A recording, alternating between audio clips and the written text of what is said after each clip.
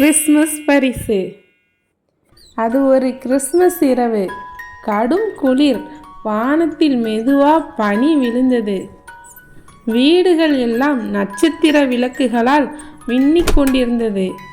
அந்த அமைதியான கிராமத்தில் மோனா என்ற ஒரு சின்ன குருவியும் காரு என்ற ஒரு காகமும் வாழ்ந்து வந்தன. மோனா குருவி தினமும் கஷ்டப்பட்டு சின்ன சின்ன தானியங்களை சேகரித்தது. யாராவது பசியா இருந்தா பகிர்ந்துக்கலாம் என்ற நல்ல மனசோட அது வாழ்ந்து வந்தது. ஆனா காகம் தனக்கு மட்டும் போதும் என்று நினைத்தது. யாரோ உழைத்ததை எடுத்துக்கிட்டா என்ன என்று சுயநலமாய் இருந்தது. ஒரு நாள் மோனா குருவி ஒரு மரத்தடியில் சில ஆப்பிள் துண்டுகளை வைத்தது. பசியா இருப்பவர்கள் இங்கே இருக்கும் ஆப்பிள் துண்டுகளை சாப்பிடலாம் என்று சொல்லிவிட்டு பறந்தது. அதை பார்த்து கொண்டிருந்த காகம் ஆப்பிள்களை எல்லாம் எடுத்துக்கிட்டு தன் கூட்டில் மறைத்து வைத்தது. சாண்டா வந்ததும் எனக்கு தான் பரிசு என்று சிரித்தது. மோனா குருவி திரும்பி வந்தபோது ஆப்பிள்கள் இல்லை. நான் யாருக்கும் தீங்கு செய்யலையே, இது ஏன் நடந்தது என்று சோகமா மரக்கிளையில் அமர்ந்தது.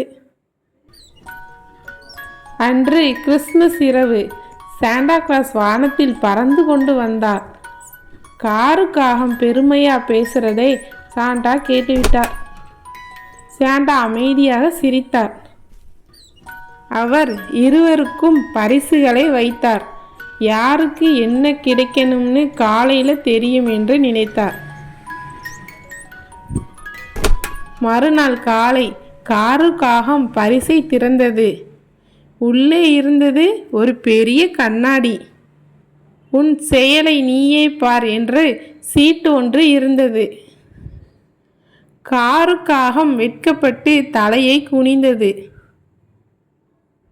மோனா குருவிக்கு கேக்கு, நிறைய பழங்கள், அழகான பரிசுகளை சாண்டா மகிழ்ச்சியாக கொடுத்தார். காகம் மோனா குருவியிடம் வந்து நான் தவறு செய்தேன், என்னை மன்னிச்சிடு என்று சொன்னது. மோனா குருவி சிரித்தது. மாற்றம் வந்தால் அதுவே போதும் என்று சொன்னது. இரண்டு பறவைகளும் சேர்ந்து கிறிஸ்துமஸை கொண்டாடினர். வானத்திலிருந்து சாண்டா கிளாஸ் சந்தோஷமாக சிரித்தார். கதையின் நீதி: பிறர் பொருளுக்கு ஆசைப்படாதே. நல்ல மனசு இருந்தா நல்ல பரிசு கண்டிப்பா கிடைக்கும். குழந்தைகளே, இந்த கதை உங்களுக்கு பிடித்திருந்தா இது போன்ற மேலும் கதைகள் நீங்கள் பார்க்கணும்னா லைக் பண்ணுங்கள், ஷேர் பண்ணுங்கள், மறக்காமல் சப்ஸ்கிரைப் பண்ணுங்கள்.